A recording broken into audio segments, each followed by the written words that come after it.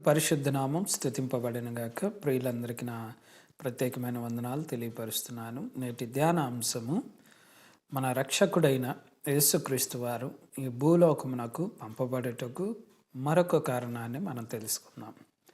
గలతీలకు రాసిన పత్రిక 3వ అధ్యాయము 13వ వచనము. గలతీలకు రాసిన పత్రిక 3వ అధ్యాయము 13వ వచనము. ఈ వచనాన్ని మనం చదివి గమనిస్తున్నప్పుడు ఈ వచనంలో 3 మాటలను మనం అర్థం చేసుకోవాలి. ప్రథమంగా మొదటిదిగా ఆత్మను గురించిన వాగ్దానము ఒకటి ఉన్నది. ఆ ఆత్మను గురించిన వాగ్దానము విశ్వాసము వలన మనకు కలుగుట కొరకై యేసు లోకమునకు వచ్చాడు.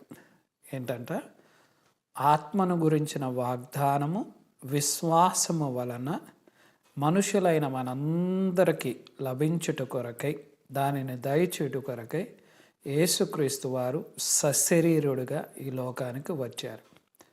రెండవదిగా అబ్రహాము పొందిన ఆశీర్వాద వచనము. ఎవరంట? అబ్రహాము పొందిన ఆశీర్వాద వచనమును యేసుక్రీస్తు ద్వారా అన్యులైన మనందరికి కలుగుట కొరకై యేసుక్రీస్తు మన కోసము శాపమాయను అని వాక్యం సెలవిస్తున్నది. కనుక నా ప్రియ దేవుని బిడ్డలారా, యేసుక్రీస్తు వారు మన కోసము శాపమయ్యాడు.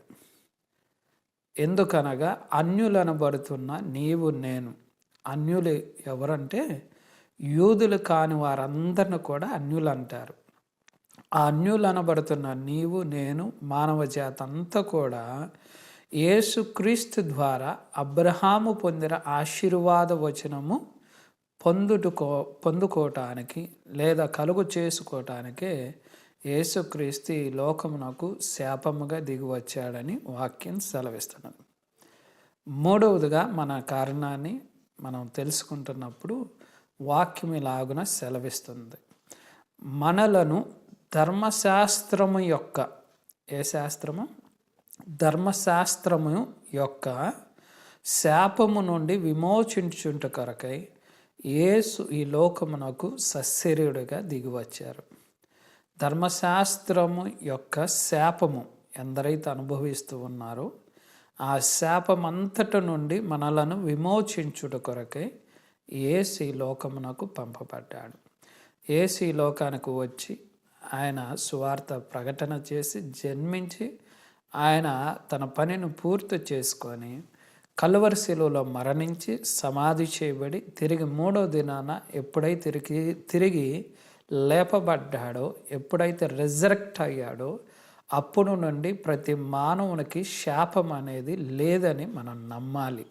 ఇంకను శాపం ఉందని మీరు నమ్మిన ఎడల మీ అందరూ కూడా, నమ్మిన వారందరూ కూడా ధర్మశాస్త్రమున కిందే ఉన్నారని వాక్యం సెలవిస్తున్నది. అయితే యేసు ఆ ధర్మశాస్త్రము యొక్క శాపము నుండి విడిపించుట కొరకు యేసే శాపమై మ్రానుపై వేలాడి మన కొరకు రక్తము చిందించాడని వాక్యం సెలవిస్తున్నది. గనక ఇటు వాక్యాన్ని మనం విశ్వసించి యేసుక్రీస్తు ఆ యొక్క శిలువ త్యాగము ద్వారా ప్రతి శాపము నుండి విడిపింపబడ్డామని గుర్తెరిగి దానికి ఇంకను లోబడకుండా జీవించాలని మిమ్మల్ని అందరినీ బ్రతిమలాడుతున్నాను.